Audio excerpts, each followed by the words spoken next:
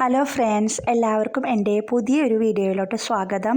ഇന്ന് ഞാനിവിടെ തയ്യാറാക്കാനായിട്ട് പോകുന്നത് ഒരു അടിപൊളി ടേസ്റ്റിലുള്ള ഒരു പരിപ്പ് കറിയാണ്. അപ്പോൾ നമുക്കത് എങ്ങനെയാണ് തയ്യാറാക്കുന്നതെന്നുള്ള വീഡിയോ കണ്ടു നോക്കാം കേട്ടോ. അപ്പോൾ അതിന് വേണ്ടിയിട്ട് ഞാനിവിടെ 1.5 ഗ്ലാസ്സോളം പരിപ്പ് എടുത്തിട്ടുണ്ട്. ആ പരിപ്പ് ഇനി നമുക്ക് നന്നായി ഒന്ന് കഴുകി വൃത്തിയാക്കണം.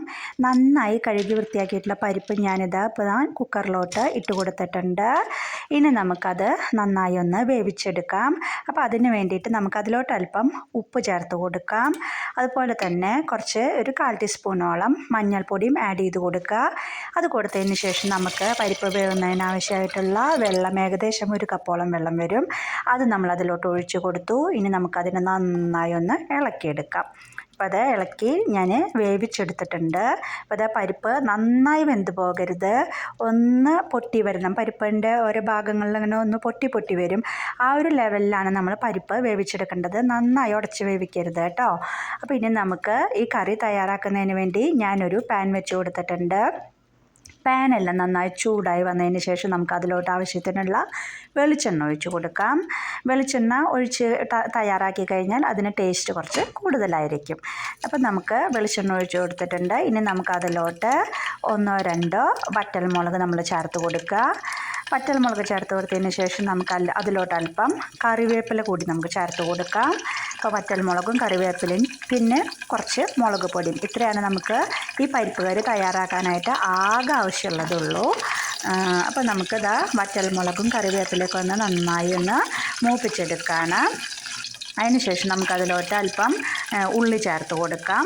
ഉള്ളി ഇനി നമുക്ക് നന്നായി ഒന്ന് വഴറ്റിയെടുക്കാം. ഉള്ളിയുടെ നിറക്കൊന്ന് മാറി ഒരു ബ്രൗൺ നിറത്തിലോട്ട് വരുന്ന രീതിയിൽ നമുക്കതിനെ ഒന്ന് വഴറ്റിയെടുക്കാം.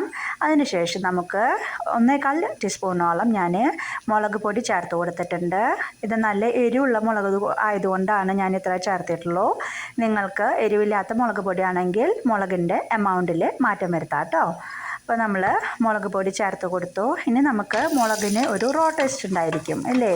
അപ്പോൾ അതെല്ലാം പോകുന്നോടം വരെ നമ്മൾ നന്നായി ഒന്ന് അതിനെ ആ വെളിച്ചെണ്ണയിലിട്ടൊന്ന് മൊരിച്ചെടുക്കണം. ഇതാ കണ്ടില്ലേ, ഇപ്പോൾ വെളിച്ചെണ്ണയിൽ കിടന്ന് നന്നായി മുളക്, നമ്മുടെ വറ്റൽ മുളക്, ഉള്ളി, കറിവേപ്പിലൊക്കെ നന്നായി മുരുമുരാന്ന് മൊരിഞ്ഞ് വന്നിട്ടുണ്ട്. നമുക്കതിലോട്ട് വേവിച്ച് വെച്ചിരിക്കുന്ന പരിപ്പ് നമ്മളിതാ ചേർത്ത് കൊടുത്തിട്ടുണ്ട്. ഇനി പരിപ്പ് ചേർത്ത് കൊടുത്തതിന് ശേഷം നമുക്കിതിനെ നന്നായി ഒന്ന് ഇളക്കി ഒരു 2-3 മിനിറ്റ് നേരം അതിൽ കിടന്നിട്ടൊന്ന് വേവിച്ചെടുക്കാം. അപ്പോഴാണ് നമുക്ക് ആ മുളകും കറിവേപ്പിലയും ഉള്ളിയും എല്ലാം കൂടി പരിപ്പിലോട്ട് മിക്സായി പരിപ്പിന് നല്ലൊരു ടേസ്റ്റ് കിട്ടുക. അപ്പോൾ നമ്മളിനി അതെല്ലാം പരിപ്പെല്ലാം ഞാൻ വേവിച്ചത് പാത്രത്തിലോട്ട് ചേർത്ത് കൊടുത്തിട്ടിട്ട് ഇനി അതിനെ നന്നായി ഒന്ന് ഇളക്കി കൊടുക്കുക, യോജിപ്പിച്ചെടുക്കുക. കഴിഞ്ഞു. ഇത്രയേ ഉള്ളൂ. വളരെ സിമ്പിളാണ് അല്ലേ. നമുക്ക് അതുപോലെ തന്നെ നമുക്ക് പെട്ടെന്ന് തന്നെ ഇത് തയ്യാറാക്കിയെടുക്കാനും സാധിക്കും.